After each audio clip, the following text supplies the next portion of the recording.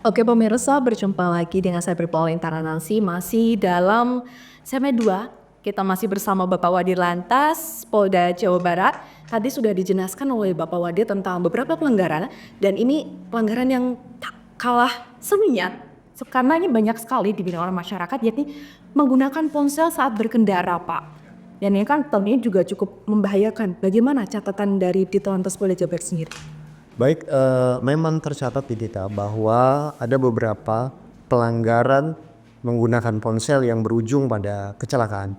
Kemudian pada kondisi sehari-hari kita juga sering menemukan pengendara yang berkendara dengan menggunakan ponsel. Kita perlu pahami dan saya juga perlu jelaskan bahwa penggunaan ponsel sangat mengganggu konsentrasi pengendara dalam mengendarakan kendaraan tersebut. Di Undang-Undang 22 tahun 2009 dijelaskan bahwa pengendara wajib mengendarakan kendaraan dengan keadaan wajar dan penuh konsentrasi. Sehingga pada saat pengendara itu tidak atau melakukan kegiatan-kegiatan yang menghilangkan konsentrasi, ini merupakan pelanggaran yang sangat berpotensi terjadinya kecelakaan. Pada saat kita mengemudi kemudian ada apa di depan kita, kemudian ada halangan apa, atau ada kendaraan-kendaraan yang kemudian berbelok sembarangan. Seperti yang kita sampaikan tadi, bahwa salah satu penyebab tinggi terjadi kecelakaan kalau membelok sembarangan atau tidak mengantisipasi kendaraan dari arah depan. Dari arah depan ini bisa menjadi korban atau menjadi pelaku. Pada saat Anda menggunakan ponsel, sangat rentan tuh.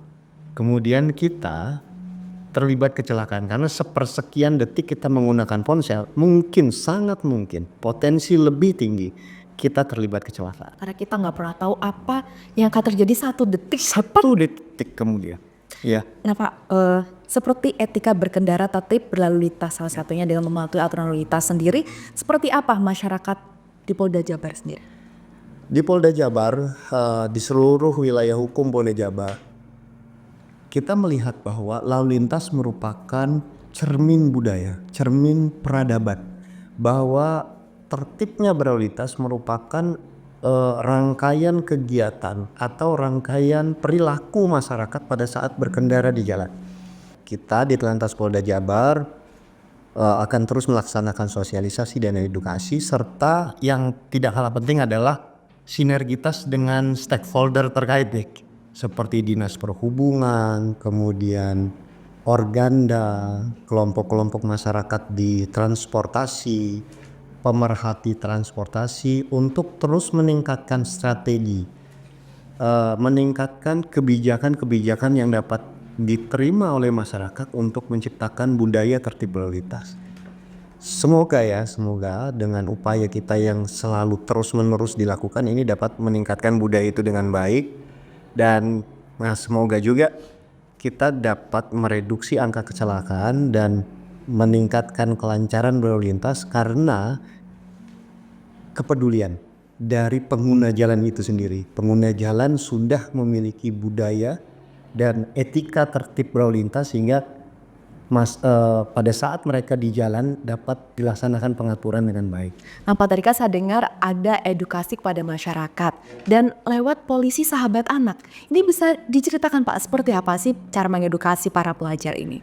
Oke, polisi sahabat anak adalah konsep di mana kita ingin menanamkan kecintaan masyarakat terhadap polisi. Kehadiran polisi itu tidak lagi seperti kalau kamu nakal dipanggil polisi, kalau kamu nangis dipanggil polisi, tidak. Kita berharap ada chemistry antara polisi, terutama mbak-mbak polwan, dengan anak-anak sekolah gitu. Dan kalau kemudian mereka sudah tidak takut dengan polisi, kalau mereka sudah cinta dengan polisi, kita bisa memberikan pemahaman terkait dengan bagaimana rambu-rambu, cara berkendara, etika di jalan.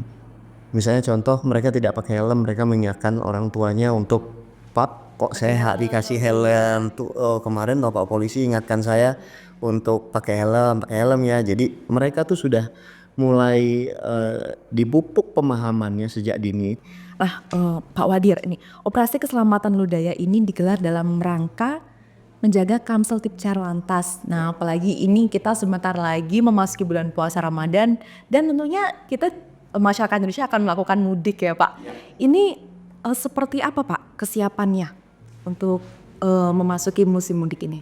Oke, yang pertama kita melaksanakan rangkaian rapat koordinasi dengan stakeholder terkait untuk mempersiapkan masing-masing pihak, baik itu Polri ataupun stakeholder terkait untuk mempersiapkan kondisi di mana nanti akan berjuta-juta masyarakat yang akan mudik melewati jalur di wilayah hukum Jawa Barat.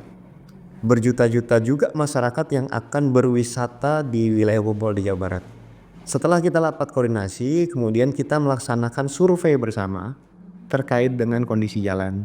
Kita saling mengingatkan terkait dengan jalan yang berkeselamatan.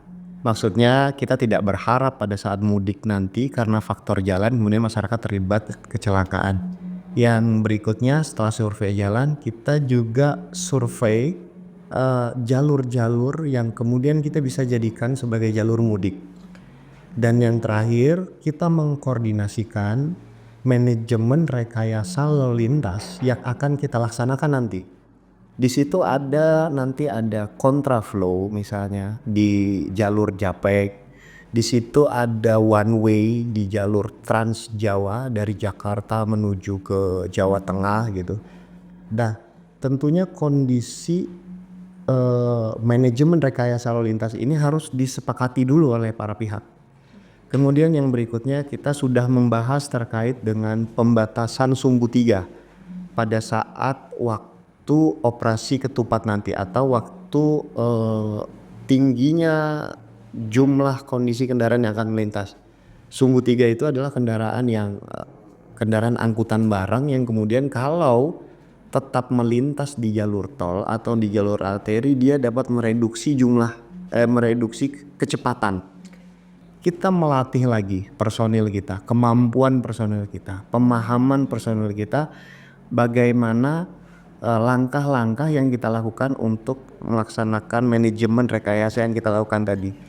Baik Pak, masih terkait dengan tradisi mudik lebaran, kan Menteri Perhubungan Budi Purwagandi mengusulkan kebijakan work from anywhere. Bagaimana sinergisitas dengan stakeholder terkait dari Polda Jawa Barat Pak? Baik, kebijakan work from anywhere ini merupakan salah satu cara untuk mengurangi kepadatan di hari tertentu. Jadi kalau tidak kemudian diberikan kebijakan work from anywhere, dikhawatirkan atau ada potensi kepadatan yang sangat luar biasa di hari-hari menjelang sholat Id. Iya. Mereka akan memilih waktu untuk bersama-sama di H-1 atau H-2 bersama-sama untuk mudik. Padahal volume ruas jalan kita segitunya saja.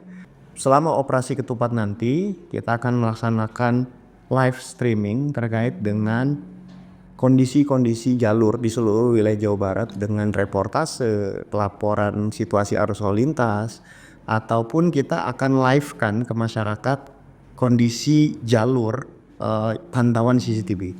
Sehingga masyarakat bisa memilih waktu yang tepat dengan kebijakan work from anywhere ini, masyarakat bisa memilih waktu yang tepat kapan mereka akan bergerak ke arah atau kapan mereka akan mudik pada saat kondisi jalur lalu lintas lebih lanjut. Jadi nggak serentak semua gitu? Tidak serentak. Ya. Nah Mbak, apa pesan dan harapan dari Pak Wadir kepada masyarakat tentunya untuk menjaga keselamatan dan sekaligus menjelang musim mudik? Silakan. Oke, yang pertama dari hasil analisa dan evaluasi yang kita lakukan ada 2 faktor yang sangat dinamis yang kemudian akan outputnya di keselamatan dan kelancaran arus lalu lintas.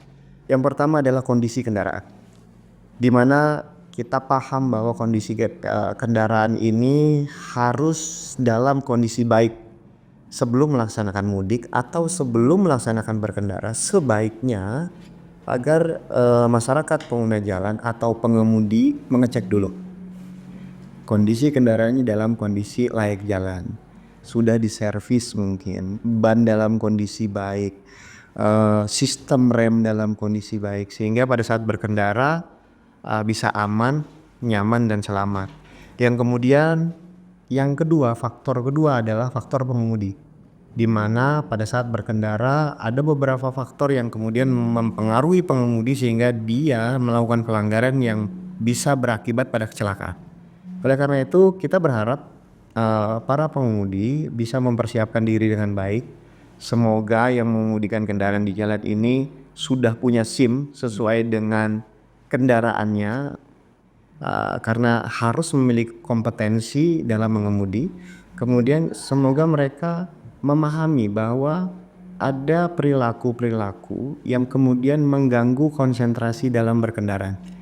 Kemudian yang berikutnya, mereka memahami bahwa letih itu tidak bisa dipaksakan. Kalau letih istirahat itu bukan sekedar slogan, tapi letih istirahat itu merupakan kode bagi kita atau bagi pengguna jalan agar segera mengistirahatkan diri sehingga dia bisa mengemudikan dalam konsentrasi yang baik. Berarti ini sebenarnya kecelakaan ini bisa dicegah ya Pak, terutama dari diri sendiri. Oke, demikian pemirsa perbincangan kita bersama Bapak Wadir Lantas Polda Jawa Barat. Sampai jumpa di episode berikutnya. Salam Presisi.